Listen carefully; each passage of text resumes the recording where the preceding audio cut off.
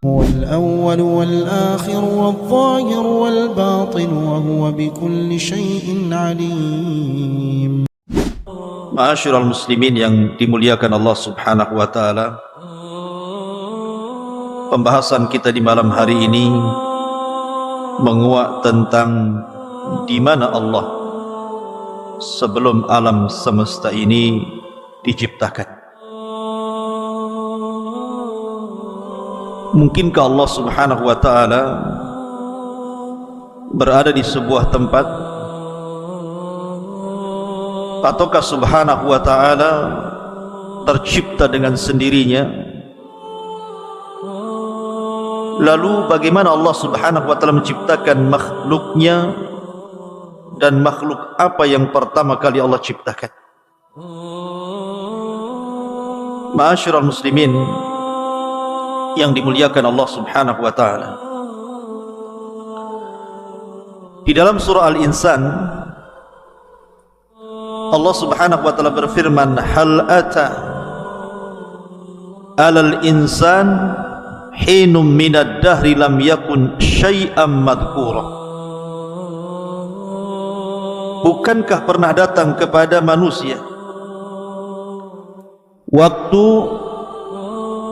dari masa yang ketika itu belum merupakan sesuatu yang dapat disebut? Dari ayat ini, ketika Allah Subhanahu wa ta'ala mengatakan lam yakun syai'an madhkura, sesuatu yang belum dapat disebut namanya, ini arasy, ini kursi, ini langit, ini Adam, ini Hawa, ini gunung, ini sungai, ini hutan, dan begitu seterusnya. Belum ada penyebutan itu. Hanya Allah Subhanahu wa ta'ala satu-satunya sang pencipta di alam semesta ini. Ma'asyiral muslimin yang dimuliakan Allah Subhanahu wa ta'ala, dari Waqi ibnu Udusin, dari pamannya dari Abi Razin radhiyallahu anhu, dia mengatakan, ya Rasulullah, aina kana Rabbuna azza wa jal qabla an yakhluqa khalqah. Dia berkata, ya Rasulullah, di manakah Tuhan kita yang maha mulia sebelum menciptakan makhluk-makhluknya? Maka Nabi SAW bersabda, kana fi ama'in ma tahtahu hawa wa ma fawqahu hawa thumma khalaqa arsyahu 'alal ma. Maka Nabi SAW bersabda, Allah berada di ama, di mana ama di bawahnya tidak ada udara, dan di atasnya pun tidak ada udara. Kemudian Allah Subhanahu wa ta'ala menciptakan arasy-Nya di atas air. Ma'asyiral muslimin yang dimuliakan Allah Subhanahu wa ta'ala, apa itu ama? Karena di sini Nabi SAW mengatakan bahwa Allah Subhanahu wa ta'ala berada di ama. Disebutkan oleh para ulama seperti yang dikatakan Al-Qadhi, maksudnya Qadhi Iyad,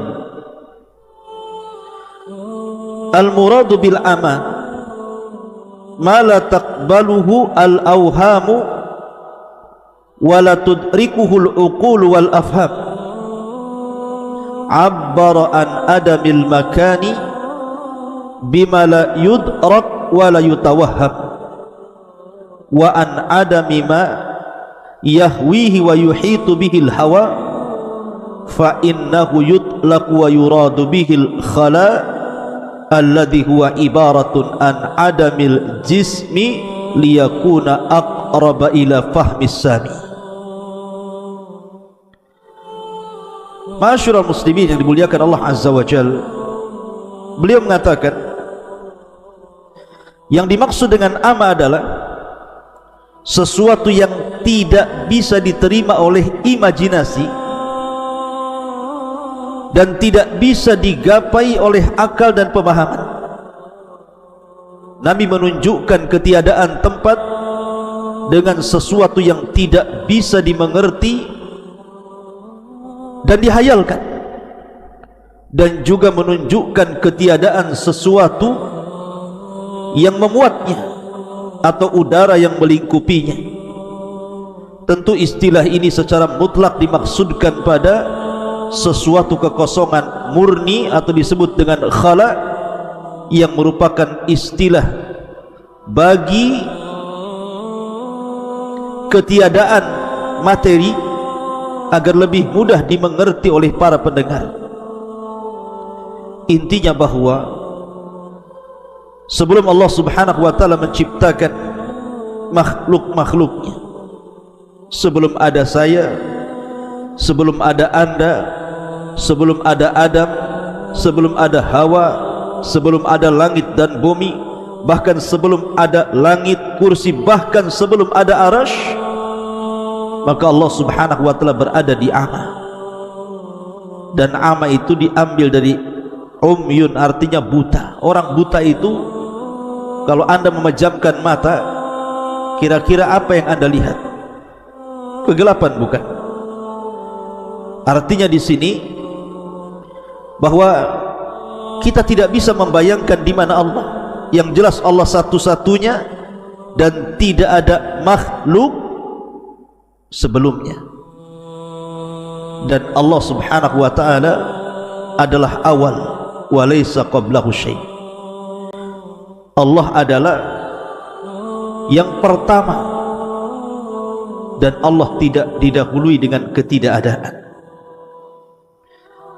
Makanya dalam Sahih Bukhari Nabi SAW bersabda, kana Allahu wa lam yakun syai'un ghairuhu. Allah telah ada dan saat itu tidak ada apapun selain Allah Subhanahu wa ta'ala. Ma'asyiral muslimin yang dimuliakan Allah Subhanahu wa ta'ala, dalam sebuah hadis dari Imran ibn Husain radhiyallahu anhuma,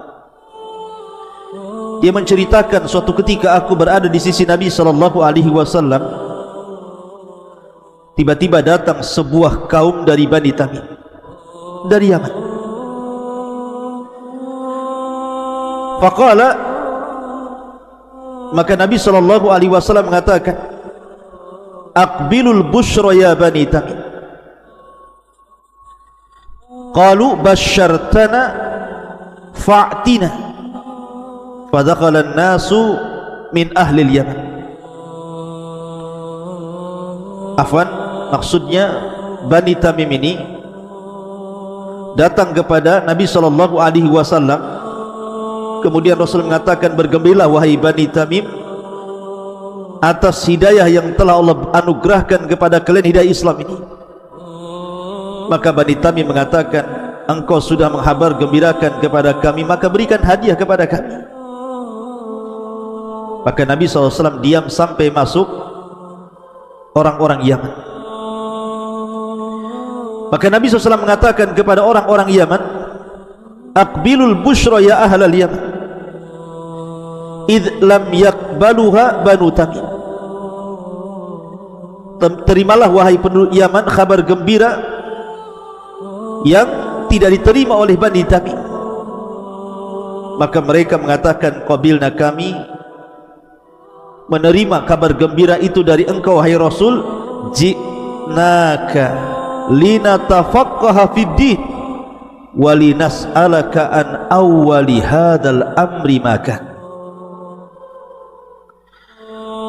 Maka ahli Yaman mengatakan, kami datang kepadamu untuk belajar agama wahai Rasul, dan kami hendak bertanya kepadamu tentang masalah yang pertama kali terhadap urusan yang saya ingin atau kami katakan kepada anda di mana Allah sebelum Allah menciptakan segala sesuatu. Lihat bagaimana keistimewaan Bani ataupun ahli Yaman dibandingkan Bani Tamim. Bani Tamim minta hadiah, minta harta, minta dunia, tapi ahli Yaman tidak minta itu. Dia hanya minta ilmu kepada Nabi SAW, dan yang pertama bertanya soal di mana Allah sebelum Allah menciptakan segala sesuatu. Ini pertanyaan yang berbobot, ikhwan. Maka Nabi SAW mengatakan, kana Allahu wa lam yakun syai'un qabla. Adalah Allah Subhanahu wa ta'ala, dialah satu-satunya, dan sebelumnya belum ada sesuatu. Wa kana arshuhu 'alal ma', dan arsy-Nya Allah berada di atas air. Thumma khalaqas samawati wal arda wa kataba fi dzikri kulli syai'in. Kemudian Allah ciptakan langit dan bumi, dan Allah catat fi dzikri kulli syai', pada lauhil mahfuz segala sesuatu yang akan terjadi. Dari dua riwayat, Imran ibn Husain dan juga riwayat yang pertama yang saya baca tadi, kalau ada orang yang bertanya di mana Allah sebelum Allah menciptakan segala sesuatu termasuk arsy, kursi dan yang lainnya, maka jawabannya seperti hadis Rasul, kana Allahu wa lam yakun syai'un qabla. Maka Allah satu-satunya dan belum ada sebelumnya sesuatu yang mendahului Allah Subhanahu wa ta'ala. Dalam riwayat yang pertama, kana fil ama, dalam riwayat fis sahab, artinya Allah berada di ama, di kegelapan, di mana atasnya tidak ada udara, di bawahnya juga tidak ada udara, dan dia satu-satunya dan tidak ada yang bersyirikat dengan Allah Subhanahu wa ta'ala. Ma'asyiral muslimin yang dimuliakan Allah Subhanahu wa ta'ala, makanya kita teringat dengan doa Nabi sallallahu alaihi wasallam, Allahumma rabbas samawati sab'i wa rabbal arshil azim, rabbana wa rabba kulli syai'in, faliqal habbi wan nawa, munzilat taurati wal injili wal furqan, a'udzu bika min syarri kulli syai'in anta akhidun binasiyatihi, Allahumma antal awwal falaysa qablaka syai'un, wa antal akhir falaysa ba'daka syai'un, wa antal zahir falaysa fawqaka syai'un, wa antal batin falaysa dunaka syai'un, iqdi 'anna ad-din wa aghnina minal faqri, iqdi 'anna ad-daina wa aghnina minal faqri. Ya Allah, Rabbnya langit yang tujuh dan Rabb arsy yang agung, Rabb kami dan Rabb segala sesuatu yang membelah biji-bijian dan biji kurma, Rabb yang telah menurunkan Taurat, Injil dan Quran. Aku berlindung kepadamu dari kejahatan segala sesuatu. Engkaulah yang memegang ubun-ubunnya, ya Rabb. Engkaulah yang awal, maka tidak ada sesuatu pun sebelummu. Engkaulah yang akhir, maka tidak ada sesuatu pun setelah. Engkaulah yang zahir maha tinggi, maka tidak ada sesuatu pun yang ada di atasmu. Dan Engkaulah yang maha batin, artinya maha dekat, maka tidak ada sesuatu pun yang lebih dekat darimu. Ya Rabb, lunasilah hutang-hutang kami dan cukupilah kami dari kemiskinan. Hadis dikeluarkan Imam Muslim. Di sini ada kata-kata Allahumma antal awwal falaysa qablaha syai'. Engkau adalah zat yang pertama kali dan sebelumnya tidak ada sesuatu. Sebelummu tidak ada sesuatu. Ia satu-satunya. Dia tidak tercipta dengan sendirinya, karena mustahil. Kalau seandainya dia tercipta dengan sendirinya, berarti ada makhluk menyatu dengan Khalik, dan ini muhal, mungkin, mustahil, tidak mungkin. Ma'asyiral muslimin yang dimuliakan Allah Azza wa Jalla, baru setelah Allah Subhanahu wa ta'ala menciptakan makhluknya, dan pertama kali yang diciptakanlah arasy-Nya, kemudian qalam, kemudian Allah letakkan arasy-Nya di atas air. Baru setelah itu Allah subhanahu wa ta'ala menciptakan langit dan bumi fi sittati ayyam, selama 6 hari. Dalam hadis Abdullah ibn Mas'ud radhiyallahu anhu, Nabi sallallahu alaihi wasallam mengatakan, antara langit dunia dan langit yang kedua itu perjalanan 500 tahun. Langit yang kedua dan ketiga begitu juga 500 tahun perjalanan.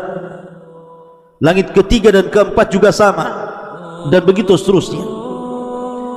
Artinya agungnya Allah subhanahu wa ta'ala ketika menciptakan langit dan bumi ini, di mana antar langit saja jaraknya 500 tahun perjalanan. Bagaimana yang menciptakannya? Kemudian juga dalam riwayat Nabi sallallahu alaihi wasallam mengatakan kepada Abu Hurairah radhiyallahu anhu, ya Abu Hurairah, inna Allaha khalaqas samawati wal ardi wa ma bainahuma fi sittati ayyam. Wahai Abu Hurairah, sesungguhnya Allah telah menciptakan langit dan bumi dan di antara keduanya pada 6 hari. Tsumma stawa 'alal arsy yaumas sabi. Kemudian setelah itu Allah berada di atas ketinggian arsy-Nya pada hari ketujuhnya. Wa khalaqat turbata yaumas sabti. Allah ciptakan tanah di hari Sabtu. Wal jibala yaumal ahad. Dan Allah ciptakan gunung-gunung di hari Ahad. Wasyajara yaumal itsnin. Allah ciptakan pohon atau pepohonan di hari Senin. Wasyarra, dalam riwayat wal makruh yaumas tsulatsa. Dan Allah ciptakan keburukan di hari Selasa. Wan nuru yaumal arbi'a. Dan Allah ciptakan nur, cahaya, pada hari Rabu. Wad-dawaba yaumal khamis. Dan Allah ciptakan segala binatang yang melata di hari Kamis. Wa Adam yaumal jum'ati fi akhiri sa'atin minan nahari ba'dal asri. Dan Allah ciptakan Adam di hari Jumat di akhir siang setelah asar sampai maghrib. Ma'asyiral muslimin yang dimuliakan Allah subhanahu wa ta'ala, intinya bahwa bertanya soal di mana Allah itu pertanyaan yang dibolehkan, karena juga ada riwayat ketika ada seorang sahabat hendak memerdekakan seorang jariyah, budak wanita. Kemudian sahabat ini mengatakan, ya Rasulullah, apakah saya patut untuk memerdekakan budak wanita ini? Kata Nabi SAW, baik, saya akan uji budak wanita ini. Kemudian Nabi SAW mendekati budak wanita itu dan mengatakan, Aina Allah? Di mana Allah? Maka budak wanita itu mengatakan, Allahu fis sama. Allah berada di atas ketinggian. Sama itu artinya secara bahasa, ma fawqa ra'si fahuwa sama. Sesuatu yang di atas kepala itu disebut sama. Artinya Allah berada di atas ketinggian sana. Maka Rasul mengatakan, a'tikha fa innaha mu'minat. Merdekakan dia karena dia seorang wanita mukminah. Artinya Nabi SAW bertanya, aina Allah? Di mana Allah? Kemudian juga tadi orang Yaman bertanya kepada Rasul tentang di mana Allah sebelum menciptakan langit dan bumi. Artinya pertanyaan di mana Allah tidak mengapa dalam syariat.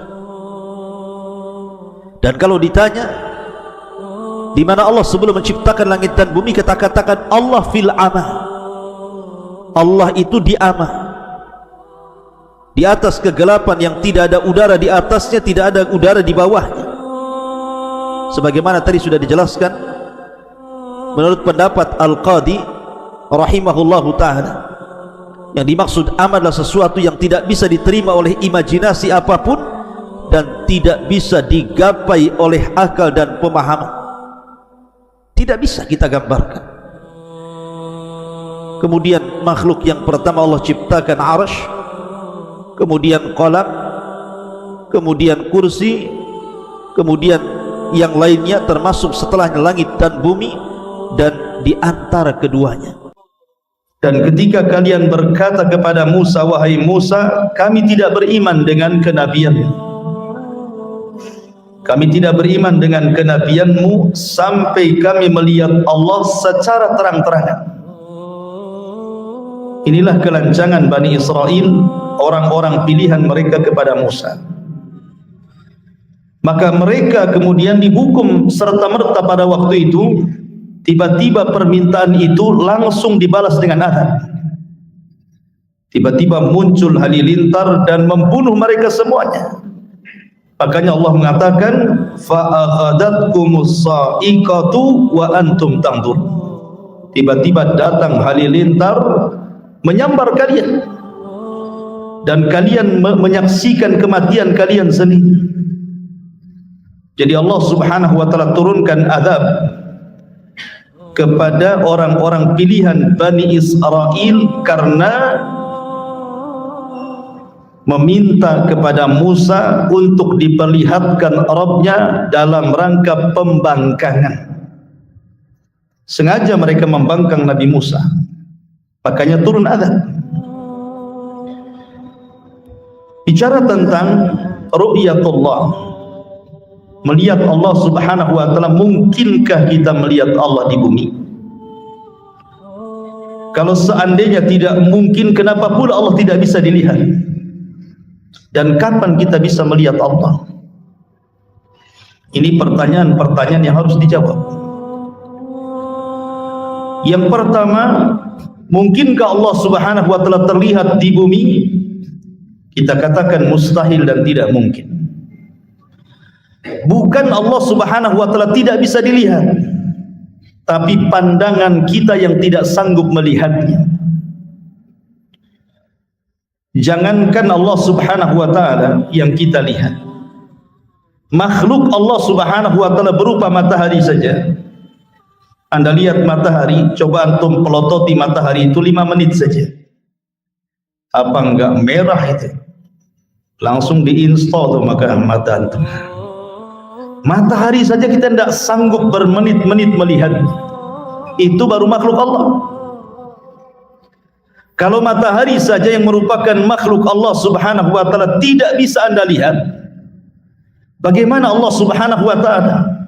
Matahari itu bukan tidak bisa dilihat, tapi kita tidak sanggup melihatnya.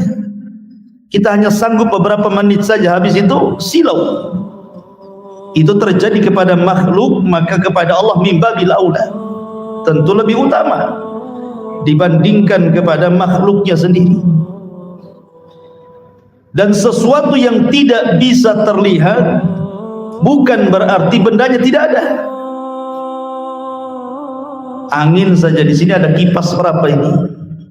Kita bisa merasakan angin kipas ini ke badan kita, tapi antum bisa melihat bentuk angin yang menerpa badan antum kan tidak bisa. Seperti apa bentuk angin itu? Itu pada makhluk itu. Tapi bukan berarti kemudian kita katakan nggak ada angin, buktinya ada kan gitu, kita terasa. Jadi bukan sesuatu yang tidak bisa kita lihat itu berarti bendanya tidak ada. Bendanya ada, cuman tidak bisa terlihat. Itu kepada makhluk. Orang kesetrum mati, orang tidak bisa melihat setrum kayak apa gitu. Jadi intinya bahwa tidak sesuatu yang tidak bisa dilihat itu bukan berarti tidak ada bendanya. Ada bendanya tapi tidak sanggup kita melihatnya.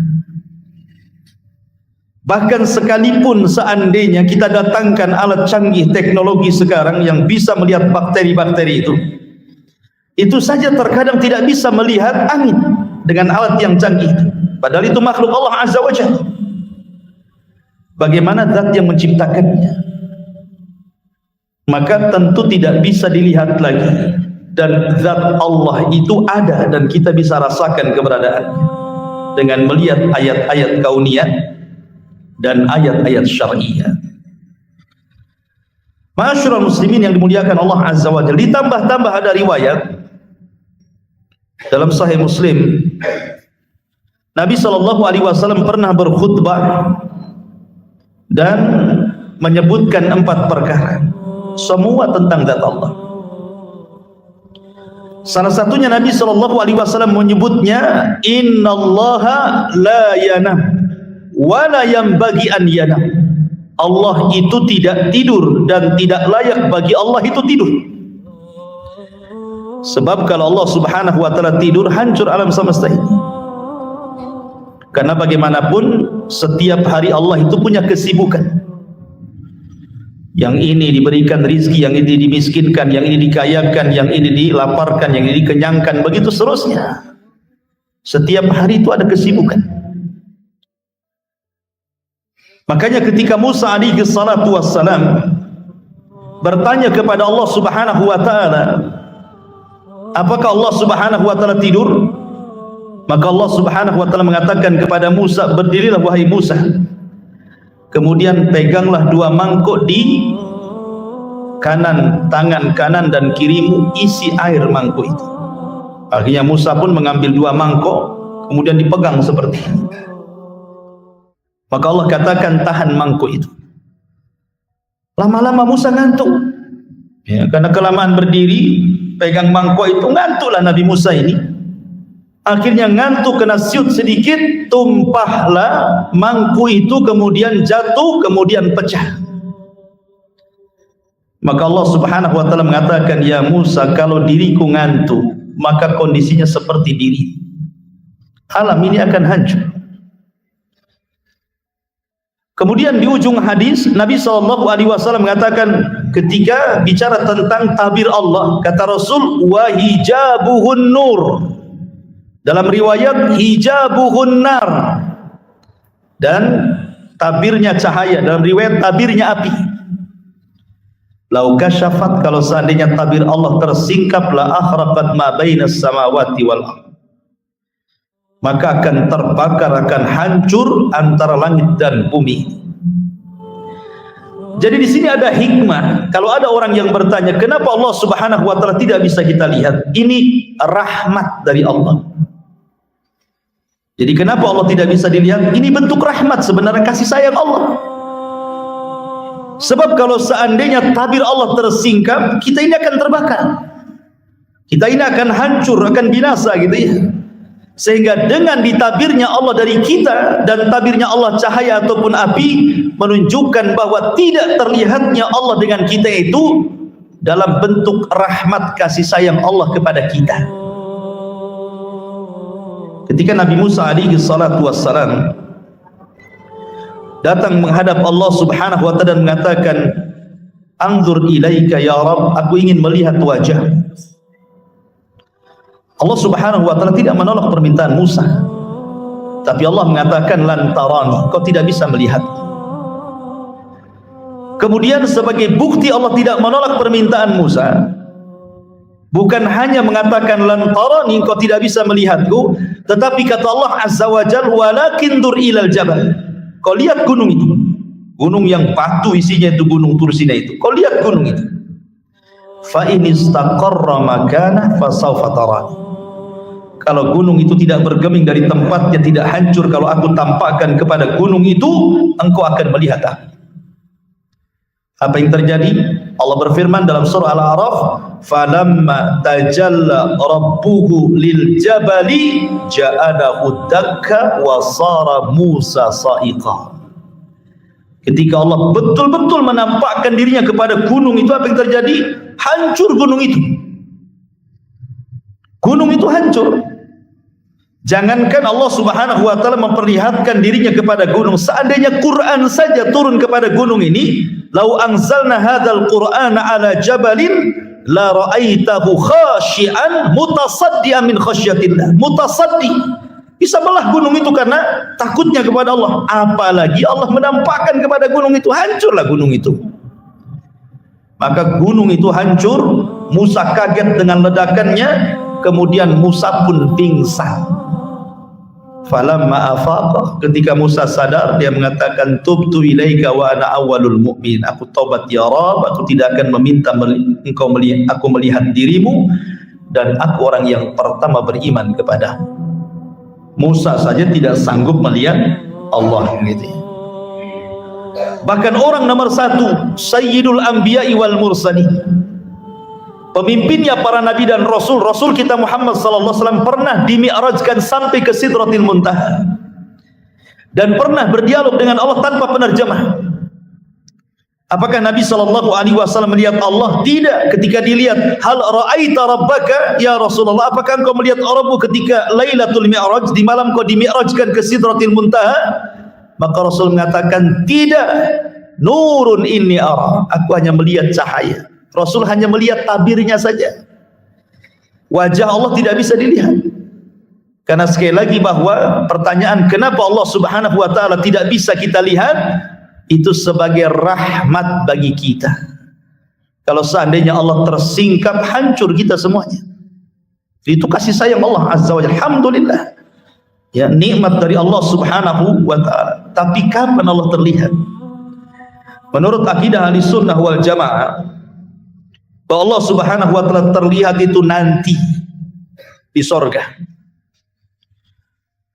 Dan ru'yatullah, bahwa seorang mukmin akan melihat Allah di sorga, itu nikmat terbesar yang pernah Allah anugerahkan di sorga. Jadi nikmat terbesar di sorga itu kita akan mendengar ucapan Allah langsung, kita akan didekatkan di sisi Allah Subhanahu wa taala langsung, dan kita bisa melihat wajah Allah secara langsung. Itulah 3 nikmat terbesar di sorga. Didekatkan, mendengar kalamnya, dan melihat wajahnya. Sehingga Allah Subhanahu wa taala disabdakan oleh Nabi sallallahu alaihi wasallam, innakum satarawna rabbakum kama tarawna lailata badri tamami la tudahuna syai'an.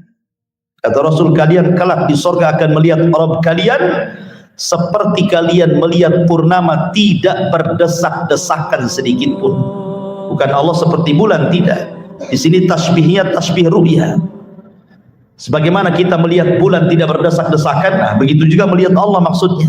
Bukan Allah seperti bulan, bukan begitu. Ya. Tapi di sini bagaimana Nabi sallallahu alaihi wasallam menyabdakan kepada kita, di antara ziyadatun nikmat, dan itu senikmat-nikmatnya kenikmatan surga adalah ru'yatullah. Bahwa Allah Subhanahu wa taala dapat terlihat di surga, tapi di dunia tidak. Anda tidak bisa melihat Allah. Makanya kalau ada orang yang mengaku melihat Allah, dustakan walaupun dalam mimpi. Dustakan. Allah tidak mungkin dilihat. La fi yaqadhah wa la fil manam. Baik ketika tersadar ataupun tertidur. Karena akidah Ahlussunnah tidak mungkin Allah terlihat di dunia. Titik. Tidak ada koma lagi. Ya, tidak terlihat di dunia. Karena itu bentuk rahmat Allah kepada kita. Kalau Nabi saja tidak bisa melihat, apalagi kita. Makanya kalau seandainya ada orang mengaku mampu melihat Allah, dustakan itu. Yang dilihat bukan Allah. Bisa saja syaitan, bisa saja jin gitu ya.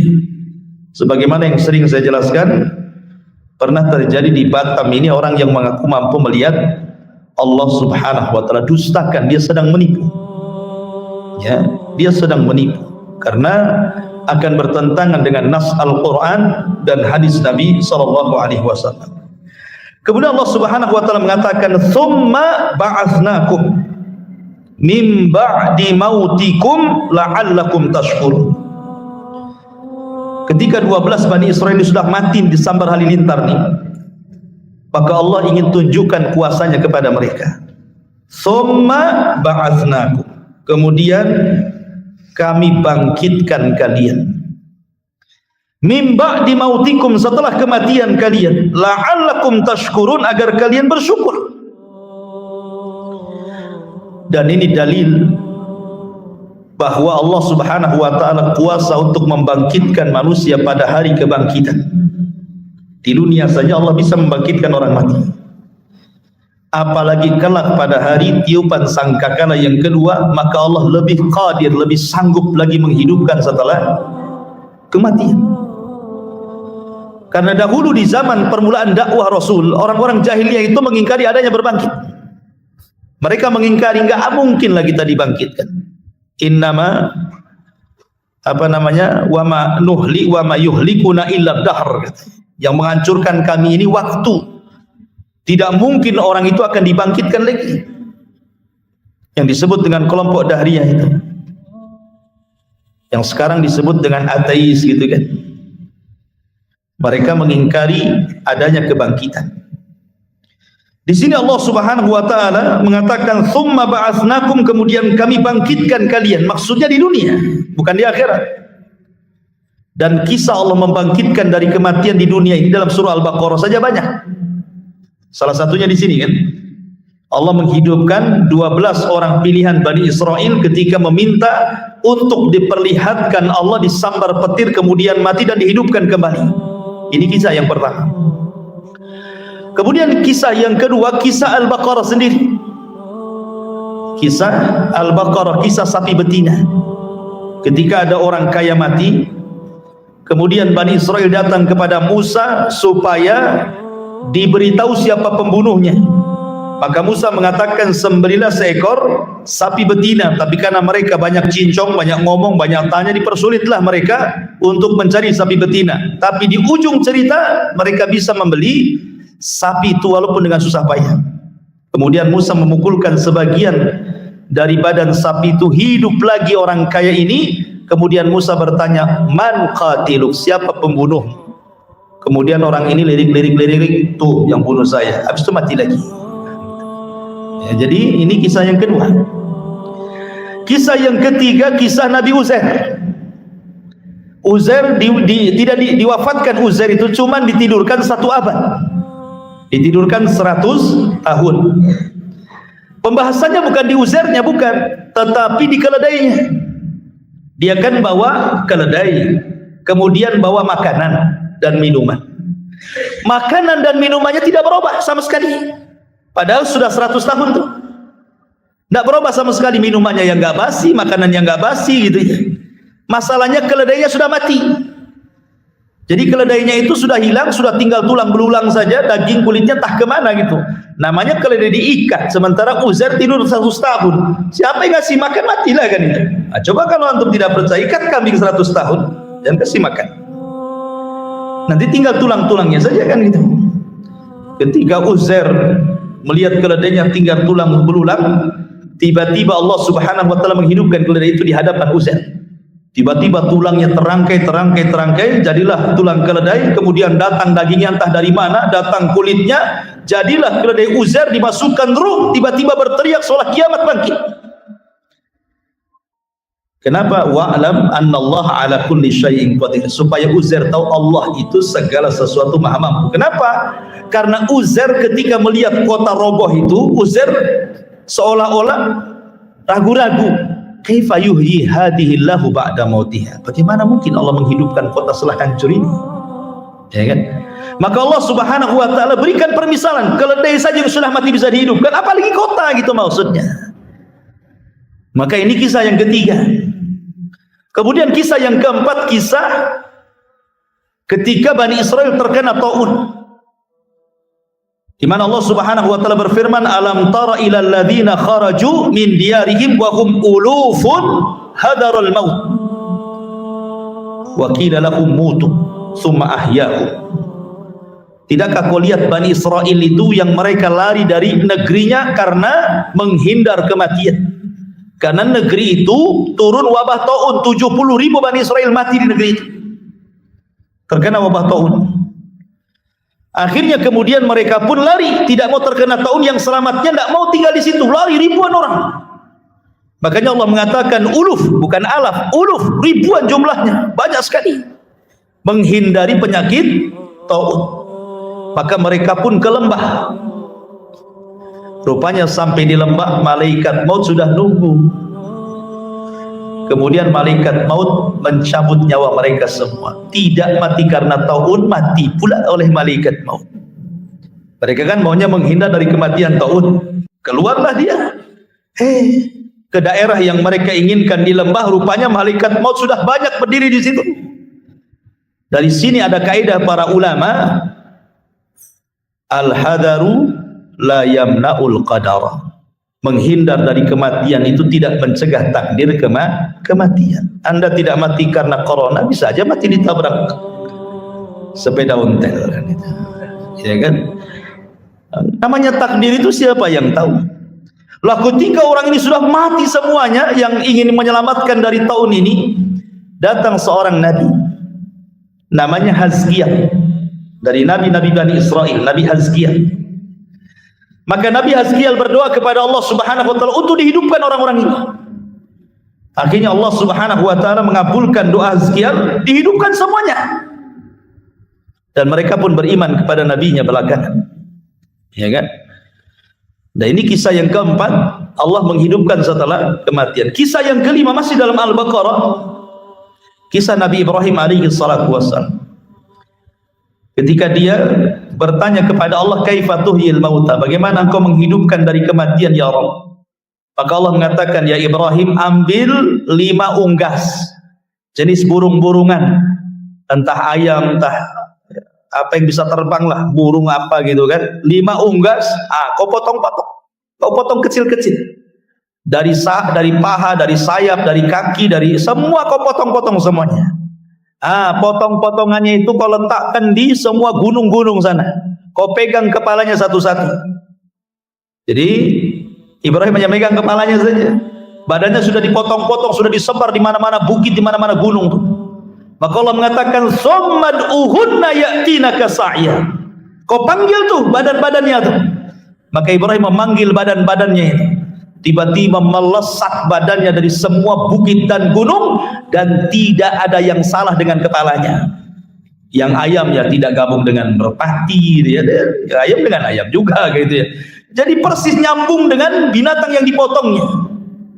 Lah dari 5 kasus ini, termasuk di sini, summa ba'atsnakum min ba'di mautikum la'allakum tashkurun, bahwa kalau Allah sanggup menghidupkan dari kematian di dunia, maka Allah sanggup akan menghidupkan manusia di akhir. Maka jangan pernah mengingkari hari kebangkitan. Allah sanggup menghidupkan di dunia, bagaimana pula Allah Subhanahu wa taala tidak sanggup menghidupkan di akhirat. Karena Allah Subhanahu wa taala itu ala kulli syai'in qadir, atas segala sesuatu maha mampu. Kemudian Allah Subhanahu wa taala mengatakan, wa dhallalna 'alaikumul ghamama wa anzalna 'alaikumul manna wassalwa. Dan kami naungi kalian dengan awan, dan kami turunkan kepada kalian al-manna dan salwa, makanan man dan juga salwa. Kulu min thayyibati ma razaqnakum, makanlah apa yang kami rizkikan kepada kalian. Wa ma zalamuna, dan mereka tidak mendolimi kami, walakin kanu anfusahum yadlimun, mereka lah yang mendolimi diri-diri mereka sendiri. Jadi begini kisahnya, ini kisah lain. Jadi Bani Israel ketika mereka sudah sampai di perbatasan kota Ariha. Ariha itu kota tertua di dunia. Setelah Ariha itu Baitul Maqdis. Jadi pasukan Nabi Musa itu tidak bisa masuk ke Baitul Maqdis kecuali harus melewati satu kota yang disebut dengan Ariha. Tertua di dunia. Sementara orang-orang di Ariha itu sudah dikuasai orang-orang Arab dari keturunan kaum Ad. Sudah ada orang-orang Amalika di sini. Jadi keturunan kaum Ad sudah menguasai Ariha. Sementara Nabi Musa tidak bisa ke Baitul Maqdis kecuali harus menyerang Ariha. Kalau tidak diserang Ariha, maka mereka tidak akan berhasil masuk Baitul Maqdis. Maka Nabi Musa alaihi salatu wassalam kemudian mengutus orang-orang pilihan yang 12 tadi itu, yang minta diperlihatkan Allah, kemudian disambar petir itu, kemudian mati dihidupkan lagi. Maka Musa mengutus 12 orang itu, kemudian disuruh mengintai seperti apa kekuatan orang-orang Amalikoh itu, orang-orang Arab, orang-orang keturunan kaum Ad yang menguasai Ariha itu. Kaget bukan kepalang, rupanya orangnya besar-besar, raksasa-raksasa, orang itu badannya gede-gede gitu, sementara Bani Israel kecil-kecil ya. Jadi akhirnya kemudian 12 orang ini melaporkan kepada Musa, kayaknya kita tidak bisa menang, mereka kaum yang banyak, besar-besar, raksasa badannya, kita ini kecil-kecil mau lawan mereka, katanya. Gimana kita akan menang? Kata Musa, kalian jangan menyebarkan berita ini kepada pasukan Bani Israel, nanti mereka ketakutan. Simpan rahasia ini. Rupanya dari 10 orang itu, dari 12 orang ini, 10 orang malah bercerita ke sana kemari. Akhirnya ketakutanlah pasukan ini. Yang 2 orang ini yang tidak bercerita, salah satunya adalah Yusha ibn Nun, dan satunya saya lupa namanya, tidak bercerita. Ini yang memegang amanah Nabi Musa alaihi salatu wassalam. Makanya nanti Yusha ibn Nun akan menjadi penerus kenabian Nabi Musa, karena dia orang yang dipercaya Musa dan pemegang amanah. Tapi yang 10 orang pilihan ini cerita ke orang-orang, kita akan menghadapi kaum yang kuat, yang raksasa, yang ini. Takutlah akhirnya pasukan Bani Israel. Ketika Musa alaihi salatu wassalam betul-betul ingin menggerakkan pasukan Bani Israel, berkumpulah mereka di hadapan Musa dan mengatakan, ya Musa, kami sudah tahu kekuatan mereka, kami tidak akan menang. Kalau engkau ingin perang, wahai Musa, idhab anta wa rabbuka faqatila innaha huna qaidun. Kau berangkat sendiri, ajak Tuhanmu perang berdua, kami duduk di sini, kami akan nonton siapa yang kalah, siapa yang menang, katanya. Kami tidak sanggup. Kalau mau perang, perang sendiri, katanya. Dari sebab itulah maka Allah Subhanahu wa taala turunkan azab kepada mereka, berupa mereka diletakkan di bumi itu, mereka tidak bisa keluar karena mereka tidak mau diajak jihad, tidak mau membebaskan Baitul Maqdis, tidak mau melawan orang-orang Amalika yang menguasai Ariha. Akhirnya Allah Subhanahu wa taala azab mereka dengan cara apa? Arba'ina sanatan yatihuna fil ardi. 40 tahun mereka linglung di situ, tidak bisa keluar. Sementara mereka tinggal di padang pasir. Tidak ada bukit, tidak ada gunung, tidak ada pohon, tidak ada lembah, tidak ada air, tidak ada apa-apa. Padang pasir, kering kelontang, lautan padang pasir. Apa yang mau dimakan? Apa yang mau diminum? Tidak ada naungan di atas kepala. Sementara mereka tidak bisa keluar. Makanya kalau antum pernah hidup di Timur Tengah itu, kemudian lihat padang pasir seolah-olah lautan tidak bertepi, bingung orang kalau udah nyasar di padang pasir itu mau kemana ya. Jadi mereka linglung, nggak bisa kemana-mana karena padang pasir semuanya. Maka disebut ardunti, dalam bahasa kita negeri linglung. Mereka nggak bisa keluar dari situ. Lah ketika mereka tidak bisa keluar dari situ, dan itu akibat mereka tidak mau diajak jihad, mulailah mereka meminta kepada Musa alaihi salatu wassalam makanan. Musa, kita di padang pasir, apalah yang kita akan makan? Mintalah kepada Rabbmu makanan untuk kami. Maka Musa alaihi salatu wassalam memintakan kepada Allah, turunlah manna dan salwa. Itulah makanan mereka di padang pasir itu. Ada yang mengatakan manna itu umum. Bahasa Arabnya manna itu diambil dari manna yamunnu, artinya karunia. Artinya apapun yang dihajatkan oleh Bani Israel disediakan. Oh, enak kan? Antum minta roti tidak ada, martabak ada, roti canai ada, apapun yang kita mau ada. Itu namanya manna yamunnu gitu, kalau diartikan secara bahasa. Tapi ada juga yang mengatakan manna di sini artinya semacam burung. Jadi burung itu ya semacam unggas lah, ayam, mentok, pokoknya unggas-unggasan, burung-burung terbang. Tinggal tunjuk saja, jatuh tinggal makan. Ya. Kemudian salwa, salwa itu berupa buah-buahan yang ada minumannya, kalau diminum rasanya seperti madu. Itulah manna dan salwa. Jadi luar biasa, Allah berikan anugerah kepada mereka makanan langsung turun dari langit, manna dan salwa. Tapi mereka ingin minuman. Maka Musa alaihi salatu wassalam memukulkan tongkatnya di batu, keluarlah 12 mata air. Itulah minuman mereka di negeri itu. Kemudian mereka mengatakan, Musa, panas, nggak ada payung, nggak ada pohon, panas. Maka mereka mengatakan, ya Musa, lindungilah kepala-kepala kami dari matahari. Dari sini Allah katakan, wa dhallalna alaikumul ghamam. Kami berikan kepada kalian naungan awan. Oh, enak kurang apa ke? Mereka sudah tidak lagi terkena sinar matahari, sudah ada awan yang menaungi kepala mereka. Sudah ada makanan manna dan salwa, sudah ada minuman mata air. Kurang apa? Itu nikmat dari Allah Subhanahu wa taala. Sehingga Allah mengatakan kulu min thayyibati ma razaqnakum, tinggal makan kalian dari yang baik-baik yang kami rizkikan kepada kalian. Wa ma dhalamuna walakin kanu anfusahum yadhlimun. Mereka tidak mendolimi kami, tapi mereka mendolimi mereka sendiri. Kenapa? Karena mulai kurang ajar kepada Musa alaihi salatu wassalam. Apa kurang ajarnya? Wa idh qulna dkhulu hadhil qaryah. Ya.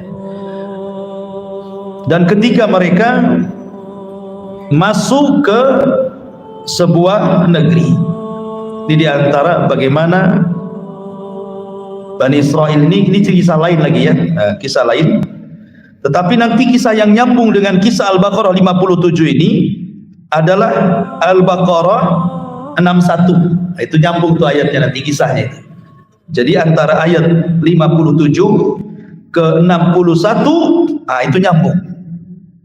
Nah, kita baca 61-nya baru kita naik ke atas. Wa id qultum ya Musa lan nasbiru ala ta'ami wahid.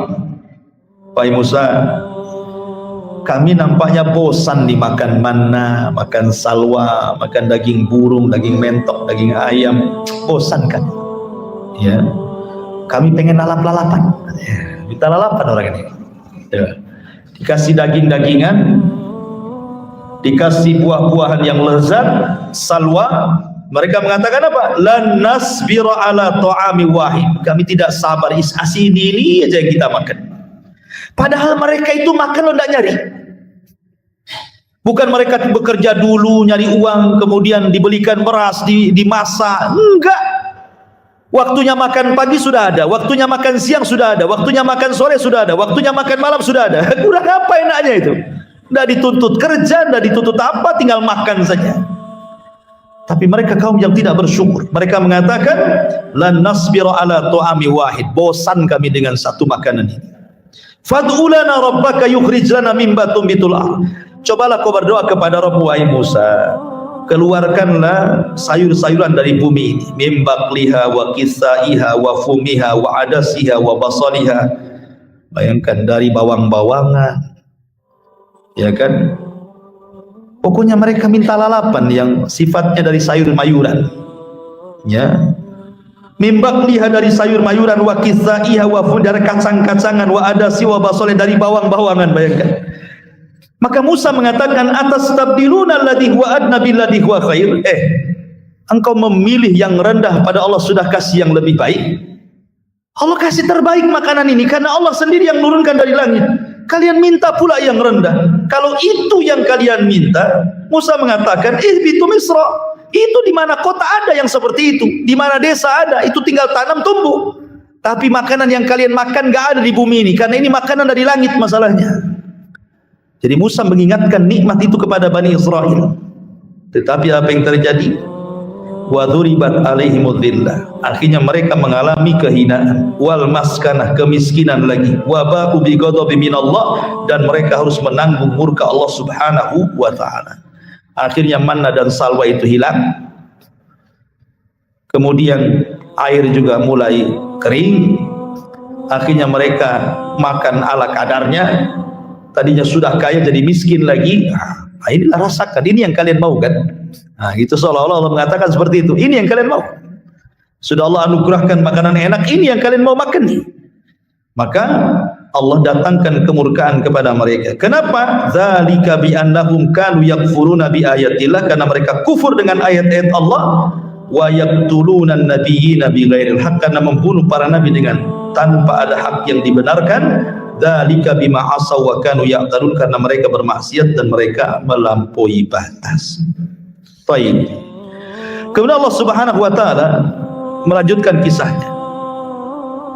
Wa id qulna dkhulu hadhil qaryata faqulu minha haitsu syi'tum ragada wadkhulul baba sujjadan wa qulu hittatun naghfir lakum khotoyakum wa sanazidul muhsin. Jadi ceritanya begini.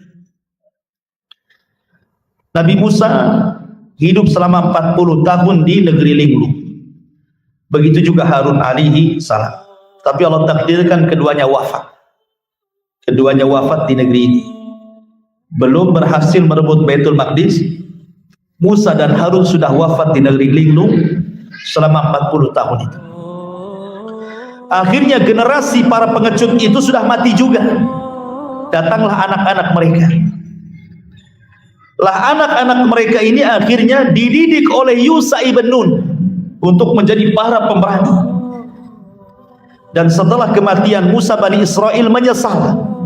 Itulah terkadang ketika Nabi Musa di masa hidup mereka suka mengejek Musa, menghina Musa, bahkan sampai menyakiti Musa, sampai Rasul mengatakan rahimallah akhu Musa laqad udhiya katsiran fasabar. Semoga Allah merahmati saudara kita Musa, dia banyak diuji Bani Israel tapi dia sabar. Sabar Nabi Musa itu, bayangkan difitnah oleh Bani Israel dengan berbagai macam fitnah, sampai kepada masalah pribadi privasinya itu difitnah oleh Bani Israel. Ketika Musa tidak mau mandi bareng, kan kebiasaan Bani Israel kan suka mandi bareng kayak kita di desa-desa kan, zaman bahula kan gitu ya. Belum di rumah itu belum ada kamar mandi, belum ada toilet jongkok, apalagi duduk gitu ya. Orang berak masih ditambak, masih di ini. Kalau di orang-orang yang dekat laut, kalau di sungai ya di sungai gitu ya. Jam 3 pagi itu udah sibuk tuh orang nongkrong-nongkrong di pinggir sungai itu kan. Tah ngapain dia jam 3. Tapi yang jelas bahwa orang dulu itu kan biasa itu mandi di sungai rame-rame. Mana punya malu? Gak ada malu. Kalau sekarang antum sudah ngaji, malu lah. Kalau antum tak malu, tak ada malu lah. Kalau orang dulu kan biasa saja mandi. Antum mau pakai daleman saja, perempuan juga sama seperti itu gitu kan. Ya, makanya orang dulu itu banyak orang intip-intip di pohon-pohon pisang, di pohon-pohon mangga. Artinya apa? Karena kebiasaan orang dulu seperti itu. Artinya apalagi di zaman Nabi Musa kan yang tahu ratusan tahun yang silam ya kan. Di zaman kita kecil-kecil antum yang orang desa aja ngalami itu mandi di sungai. Apalagi di zaman Nabi Musa. Mereka mandi bareng di sungai. Tapi Musa itu punya sifat malu yang luar biasa. Tidak mau mandi rame-rame, dia mau mandi sendiri aja. Disitulah difitnah. Jangan-jangan Nabi Musa badannya kayak banci, gitu. Tidak ada tenaganya, nggak ada ototnya, gitu. Paling dia punya penyakit tuh di badannya, makanya nggak nyampur sama kita mandinya. Gitu. Kedengaran sama Nabi Musa. Musa sabar saja. Tapi Allah Subhanahu wa taala tentu tidak akan membiarkan nabinya dihinakan oleh kaumnya kan. Man adzali waliyan faqad adzantu bil harbi. Jangan lagi seorang nabi wali saja disakiti, Allah ajak perang. Apalagi nabi. Maka ketika Nabi Musa mandi sendiri, diletakkan celana bajunya di atas batunya, Allah sengaja batu itu dibuat jalan. Batunya lari. Musa ngejar-ngejar batu karena pakaian di atas batu masalahnya. Ini kalau nggak dikejar pakaian saya di batu itu, bayangkan Allah buat batu itu berjalan. Dikejarnya batu itu karena mau ngambil pakaian, rupanya batu itu lari ke tengah-tengah Bani Israel yang sedang mandi. Otomatis Musa sedang mengejar batu kan gitu, telanjang gitu kan. Nampaklah sama di Bani Israel itu kan badan dia kan. Wow, ternyata badannya sangat indah, sangat steril, mulus, tidak ada penyakit. Rupanya yang kami tuduhkan kepada dia nggak benar katanya. Sampai masalah privasi mereka nuduh Nabi Musa itu. Ya. Bahkan ketika Nabi Harun meninggal, yang difitnah membunuh Harun itu adalah Musa. Bahkan Nabi Musa ya, Nabi Harun yang meninggal wajar. Tapi karena Harun lebih dicintai Bani Israel, ketika mereka tidak melihat kematian Harun, hanya dilihat Nabi Musa, mereka nuduh bahwa Musa membunuh Harun. Sampai ketika kematian Harun, dituduh Musa yang membunuh Harun abangnya. Makanya wajar kalau Rasul mengatakan, rahimallah akhu Musa laqad udhiya katsiran fasabar. Sungguh Allah rahmati saudara kita Musa, dia banyak diuji Allah tetapi dia sabar.